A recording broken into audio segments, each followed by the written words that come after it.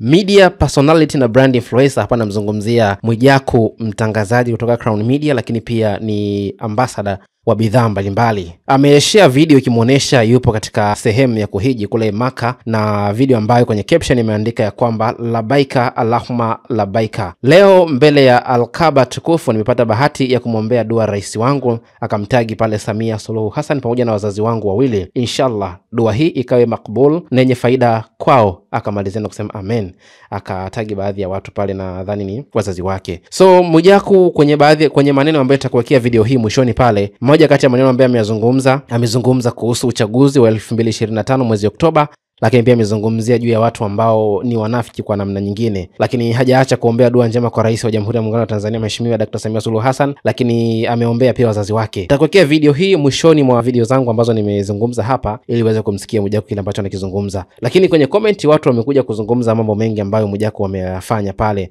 huku wengine wakidiscuss ya kwamba umekwenda kuhiji, lakini vipi unapata nafasi gani ya kuweza kutumia cameras? Lakini jukumu ambalo nimekupeleka pale ni jukumu la kuweza kufanya swala. So kwenye comment watu wamekuja kuzungumza mengi, lakini nitakuchagulia machache ambayo nadhani utayafurahia kwa upande wako. Ukweli Waislamu tumeharibiwa na mitandao pakubwa mno, mpaka unaona waziwazi jambo linafanywa la heri, ila lengo si kulitenda bali ni kurekodi. Ndo lengo la awali, ndo inafikia mahala hata cha kusema ni kipi hatuelewi. Anaendelea kuandika kwa kusema kwamba ikiwa tunataka istifari kwa Allah, basi istifari zetu zinahitaji ziletwe nazo istifari. Huyu ameandika hivyo. Mwingine akasema mashallah, mwingine akaweka emoji za kufunga mikono.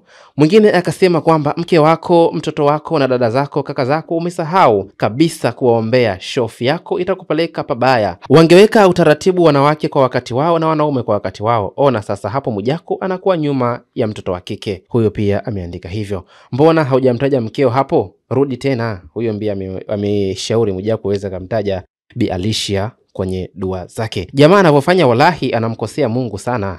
Huyo pia ameandika hivyo, huku nikamalizia komenti ya mwisho. Huyu anasema riziki kufunguka kwako ni hapo ulipofika, big up Jakuboy. Huyo pia amemuita hivyo. Nadhani huyo aliandika Jakuboy si maneno yangu sana haya, lakini nadhani ni mtu ambaye itakuwa anatoka naye ukanda mmoja wa kule mwisho wa reli Kigoma. So hiyo ni story ambayo inatembea sana kwenye mitandao ya kijamii, lakini kwenye mtandao wa Instagram wa Mwijaku, ama yeye anapenda kujiita DC wa Instagram. Hii ni Sawasawa Digital, habari kiganjani wako.